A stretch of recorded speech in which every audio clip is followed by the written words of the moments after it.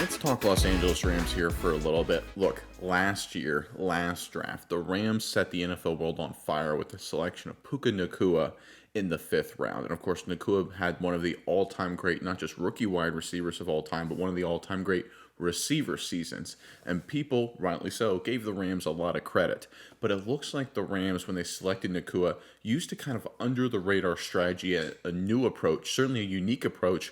And the Rams, it seems like, have used that similar approach and similar people on their staff to pull off a similarly effective, maybe even just as effective, draft move. This most recent draft, just from about a week ago. Let's get into the article, talking about the high level, and then we'll go really into the details on the other side. This is courtesy of The Athletic.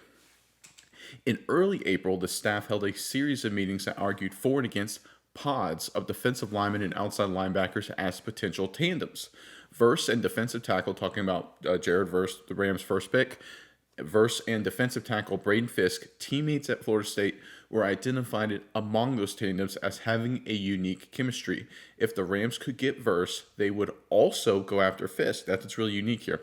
On Snead's call sheet, number 52, their second pick in the draft, was too far down to get any of those players who had more favorable evaluations. If they didn't get Verse at number 19, they'd still try to trade away from that zone. But if they had to trade up to get Verse, they probably wouldn't be able to trade up again to get Fisk. Again, so this is the high-level approach the Rams used. That were going after tandems, Verse and Fisk. They obviously made a big move to select Fisk in the second round. Mize, I know you've got some really interesting insights, really into the weeds. But first, before we get into that, Rams fans, in the comment section below, give us your favorite pick from this past NFL draft. There's a lot of really great ones. I'm a big Verse fan myself, but I'm really curious what you guys have to say. Give us your favorite new Los Angeles Ram that was just drafted and put them in the comment section below. But Mize, what do you have involving this story and just the special strategy the Rams have been using here? Yeah, Nick, so it goes back to even before the selection of these players, the retirement of Aaron Donald. The Rams had to figure out how to replace him. And we all know one of the all-time best players we've ever seen in Aaron Donald is not easy to replace. Thus, the plan went in effect for the Rams to replace him, twofold. They would get two players to replace Aaron Donald, and they thought they could match up tandems of players and really go after a group or pod, as they say in the article, of players to replace Aaron Donald. Just so happened that Fisk and Verse both went to Florida State together, and they were identified as having that chemistry that would help replace a guy like Aaron Donald. But how did the Rams get all these guys? How did they get onto the selection on draft day? And how did they come up with this pairing of guys as like, okay, this is what we want to do? In comes Andy Sugarman, the special assistant to the Los Angeles Rams general manager, Les Snead. About early March or so, Andy Sugarman gets on his jet, he flies across the country, and he doesn't come back until after the draft. This guy is constantly going around the country, meeting with players in their facilities, just meeting with them, because the Rams, they don't really do top 30 visits. They did no top 30 visits this year. When they have a guy they like, they send Sugarman to go meet them, and he meets them within the radius of what's allowable, 50 miles of the player's school, so they don't have to report their meetings to the media or to the NFL. They can go and do as they please, which I think is a very interesting aspect. Gives them a little bit of subterfuge that they can keep things on the down low for their plan. Because, as we read earlier, kind of a plan that's pretty fragile. If one piece didn't come together exactly right, it wasn't going to be able to come together at all. So getting all of this in effect, Sugarman signs off on this, and he is able to give Les Snead the information that, hey, these guys are going to be good match together. They're going to be a good tandem. We should go after them. And then you might ask yourself, well, who is this one guy? What's his credentials? Has he ever done anything before? Well, yes, you brought it up earlier, Nick. We talked about Puka Nacua. We talked about how great he was. Sugarman is the guy where scouts were talking about Puka Nacua. They're talking about how good they were. Then Les Snead sent Sugarman down to BYU. He spoke to Puka Nacua for several hours, broke down film with him. He really enjoyed everything that Puka Nacua brought to the table. He grasped the concepts and schemes that they talked about very well.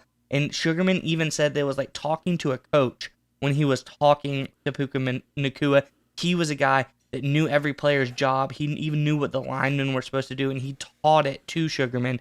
And that is when he gave a stamp of approval and said, hey, this is a guy we need to go after. He's going to ascend quickly through the NFL. And if he said that, it happened. And so you kind of got to take his word, as gold. This is a guy who knows what he's talking about in the sense of draft. He also was a guy who helped discover Cooper Kupp as well. This is a guy who just really, really invested in this organization. He's been doing a lot of good things for a lot of time. So when he comes down and says, hey, we need to get Fisk and Verse together, and then the Rams act on that, I would be very excited if I was a Rams fan about this two guys and their tandem pairing in this defense, because I think something special is about to happen. I think it's something special that no one else in the NFL is able to see, because no one else in the NFL has a guy like Andy Sugarman.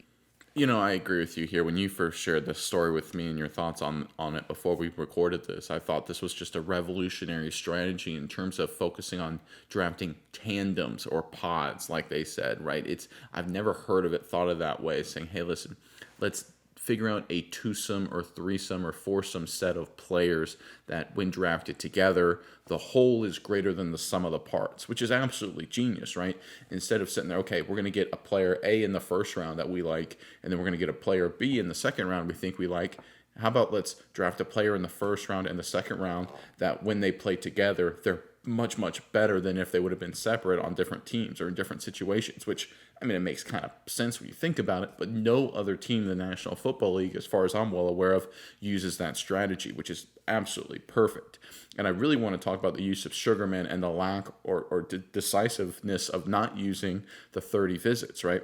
To make sure everything is sort of on the down low, to not reveal their cards. Because obviously the draft season, we all know teams kind of when they make these 30 visits or when they, looking at their needs, other opposing teams can kind of figure out what direction they're going.